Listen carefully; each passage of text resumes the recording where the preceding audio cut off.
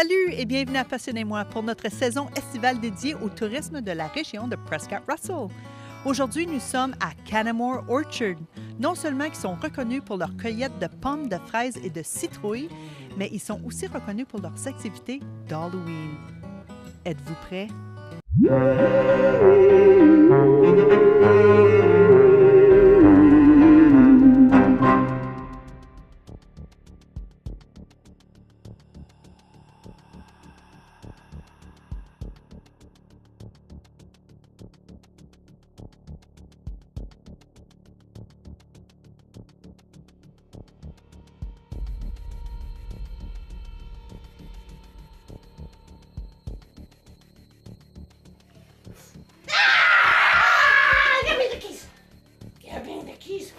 Keys are on the windowsill.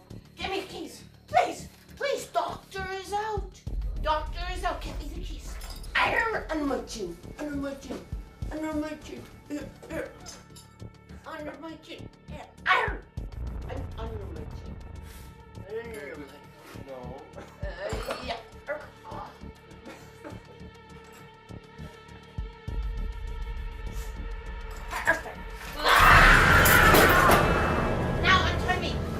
I am here with Claire Taylor, co-owner of Kanima Orchard. Claire, tell us a bit the history of this farm. What inspired you and your husband to have this amazing place? Well, thank you very much for saying it's amazing. I look at it every day and it doesn't seem that amazing. Anyway, actually, Dennis worked at an apple orchard that used to be in Orleans when he was a teenager. Wow, Orleans has grown a lot now. Yes, all that ground is now planted with houses. Okay. Yeah, that's the way we like to put it. It's planted to houses now. So different fruits. It was. Yeah, he had different fruits. It was like a fruit and vegetable farm. And so he's always been a gardener. And I like gardening too. So he was kind of looking around to kind of expand our horizons away from his teaching career. What could we do afterwards? So, and then we started thinking, oh, well, he had experience with apple trees, so why don't we do that? Then it took us an awful long time to convince the farmer who owned this land we're sitting on right now to actually sell it to us. He was afraid we wouldn't do anything with it. It would not be productive. Was there already apple orchard? No, there were no apple trees here. We planted the first 500 trees in 1982. So, we finally convinced him to sell us the property. And then we've expanded since then. Another 500 trees the next year, and another 500 trees the year after that. All that kind of thing. So, that's where we started.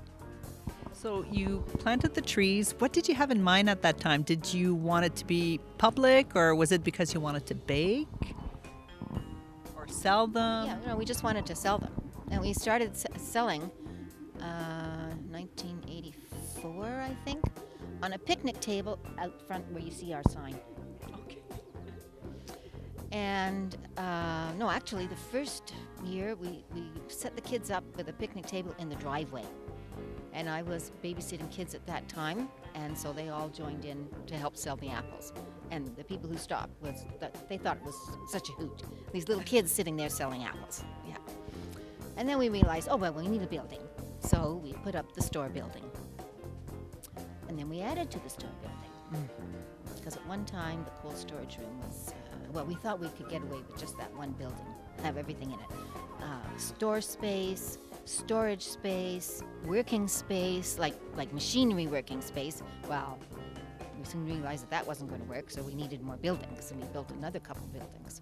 So now basically the store is all store, where at one time it was not.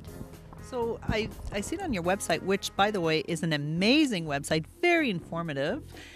You have other fruits. You have we have strawberries during strawberry season. In this end of the province, it's like mid-June to mid-July, basically, depending on the weather and the year. This year we opened at least a week late. There was very little sunshine or heat, which is what the berries need. But other than that, even though it rained some days, we managed to pick berries for 20 days, which is kind of a short season. And as I said, it was a little bit on the late side, but the berries were amazing. And you also have pumpkins. At this time of the year, yeah, we have pumpkins, apples and pumpkins, and we have some pick-your-own raspberries also. They're fall-bearing raspberries. Dennis wanted to plant raspberries for forever and a day. I kept saying, no. Because when you do something different, you need another piece of machinery, a different kind of machinery. But these are very easy to look after. You plant them, pick off them the next year, and then you just mow them down. You don't have to be really tending to them very much. So And they grow back. yeah, and they grow back. So I didn't realize that picking a pumpkin was an activity of itself, because I've read that picking a pumpkin is just not going into the field and saying, oh, I'm going to get this one. You have to look at different types of things that you would, I guess, things you want to do with it, or color, etc. Tell us a bit about that.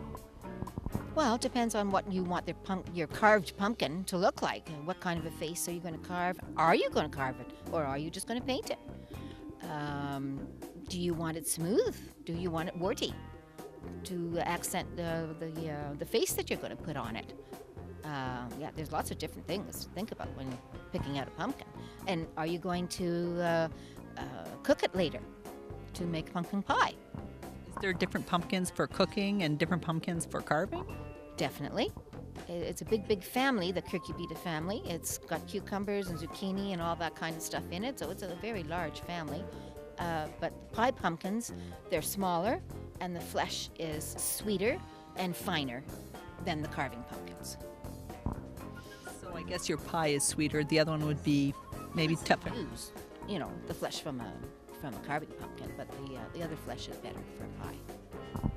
So tell us a bit about your store. Now that it has grown, I've seen in there that there are some apples, etc. You have nice wood bushel type thing. Everything is just beautiful.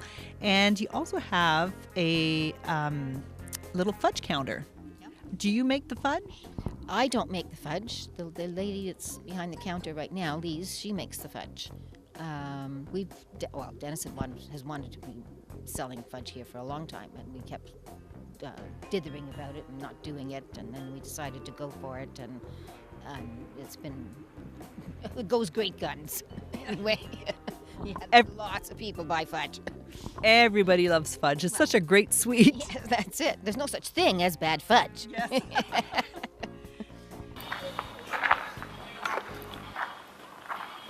Bonsoir. Bonsoir. Voulez-vous essayer un cercueil? Pas tout de suite, je suis pas prêt. Je sais jamais quand tu en as besoin. J'en ai un de ton grandeur. Ah oui? Venez avec moi. OK.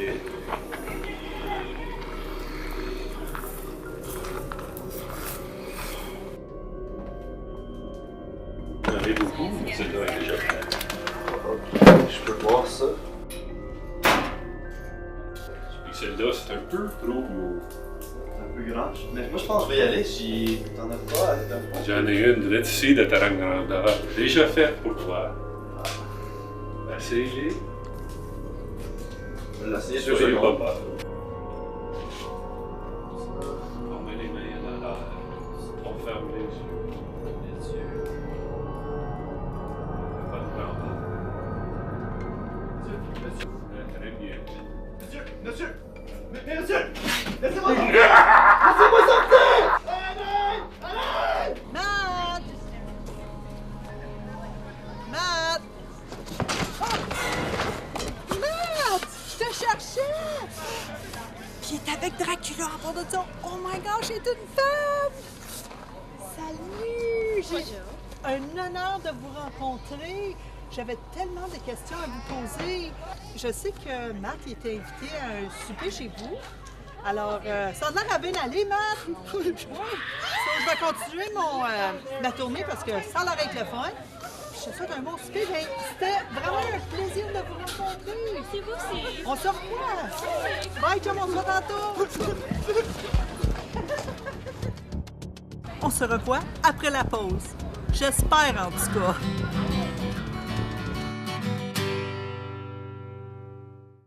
The great, the mysterious Cademan Alistar. Greetings. Please come forward, seeker of knowledge. Have a seat. Greetings and welcome. All shall be revealed. Have confidence. Open your mind. Let me see inside. Don't tell me anything. Let me think. You want to know about the trip that you're taking? Oh, that's interesting. Oh, that's a good thing. You're going to go on a cruise. How lovely. Oh, very nice. Oh, a beautiful cruise. You're going to have a cabin. Oh, oh dear. Oh my. Well, it's going to be a 2-week cruise. That's amazing. However, the second week there may be some problems with the plumbing, and I suggest that you use the public rooms because the staterooms will not be acceptable. When you do go to wash yourself, don't go in the water. That's not a dolphin. A fin is a shark. But you'll have a great adventure, and it'll be fantastic, and you'll have a fun time and lots of memories. The adventure is yours. Seize it, and have a great night. So tell us a bit about your activities that you have here. You have activities during the day for schools, kids, daycares. Yep, daycares come, schools come, seniors come, people in wheelchairs come, people who are, small groups that are, mentally handicapped people come with their people who look after them. There's all kinds of groups that come here. In September, it's apple tours, and in October, then we do pumpkin tours. And the seniors, they don't want to go home with a bag of apples or a little pie pumpkin, so we give them pie and coffee. They bring their lunch, and we give them pie and coffee. Yeah. There's lots of other activities. I saw little trains going around. Yeah, that's part of our family activities. We do those things almost at the beginning of September, right up until Thanksgiving weekend. And it's things that we've seen at different conferences, that like the cow train comes from the States. We started off with 10 cars of that. Come from Alabama, I think. And the people that we talk to there, though, my goodness, their accent, it's just, it's amusing. I just get such a big kick out of talking to them. Anyway, we started off with 10 cars, and then we added another 5. So it's very, very popular. What's the duck race? The duck race. I've read about that. I wasn't sure. It's 2 big, long rain troughs, okay? And between them, there's eaves troughing, and there's old-fashioned water pumps, okay? And little plastic ducks, and you make the duck go down the trough with the water. Yeah. Do you have that every day, like for activities, or is it a certain time during the weekend that people come and they? Sometimes the school kids will use that also. Yeah. Generally, we don't do an awful lot of stuff like that during the day, during the week, unless it's a registered group, like someone who's coming and they're going to get a wagon ride, and they take up part of my, we have to have staff on hand to do that, so, it's going to cost them some money. Anyway. So, besides your activities that you have during the day, etc., you are well known for your Halloween activities. This is our 25th year. Yes, so I am so excited to hear all about it. Tell us a bit of everything that you have here. We started that after we went to a conference in Southern Ontario. The place was called Prudhomme's Landing, and it was all about, the basic presentation was a video called Marketing Pumpkins Chicago Style. And in that area around Chicago, there's a lot of pumpkin farms. And pumpkin is what you find in plum sauce. Really, there's no plums in plum sauce. It's pumpkins. Yeah. So there were different videos and things that they showed us of different groups doing, stuff like at Halloween, like haunted hay rides, things like that. So we came home and we thought, okay, maybe we could do this. So we approached at that time our son was in high school in the band, and we approached the band to be the actors, and then they would get a percentage of the gate. So we did that. He was still in high school for another 3 years after that. And then it just continued on. And we've had different schools participate. So did you build a house? Like I saw that there's the House of Ore, or I guess that's the trail of... Well, at first we didn't have any house. It was just a ride around the orchard. Oh, at and then, night. and it was scary. Yeah, at night, yeah. And then we decided, well, we have to, capitalize on this. So we put up the House of Terror, and we made the Spooky Village here. Nobody else has a Spooky Village in North America. We're the only people who have a Spooky Village. That's something I was really looking forward to seeing in every little piece. So there will be characters here who will be, helping tonight to make it really fabulous. Right? Yeah, they sure will be. They'll be here, starting to get here soon. Mm-hmm. And then there's the Fog Maze, which is, that's another, that's the same group. The group that does the Haunted House and the Fog Maze. That's St. Francis Xavier School in Hammond. And what they get is, again, a percentage of the gate. And then that gets applied to their trip that they go on every year, the band. Yeah, and that's usually when it's been a band here, that's the way it's happened. It's for the band, and they get the money. That is Not individually, but they have credit towards whatever they're putting it towards. That's a great activity for them. It's fun, and they get to go somewhere. Yeah, that's right. They get to go somewhere. I think this year they're going to New York. Oh, that's fabulous. So tell us a bit about how long are you guys open for during this season, for the Halloween season, for the haunted house and the haunted village? Well, it varies from year to year depending on the calendar. Now this year, this is Saturday, the 30th, and we started last night, which is the earliest we've ever started, Friday night, the 29th.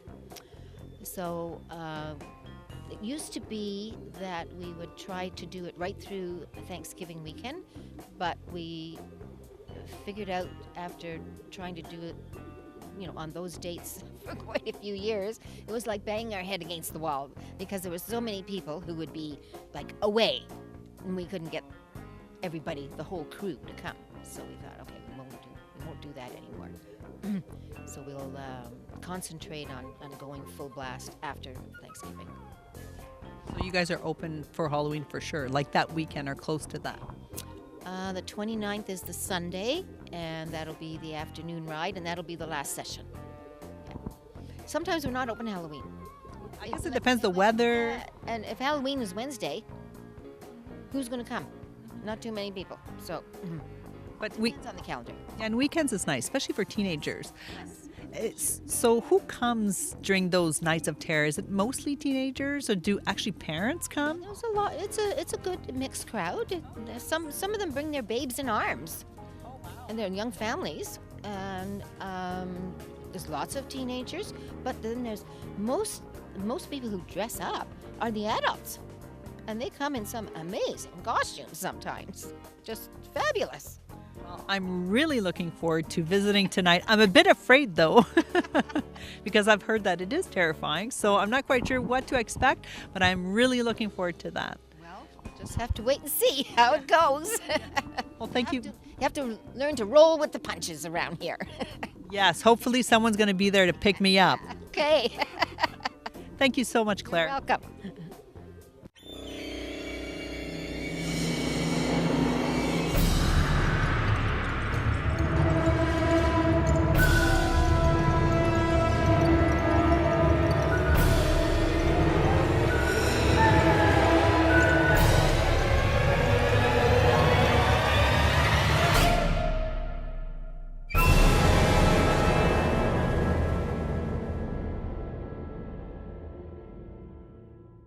Eh bien, on a survécu à peine.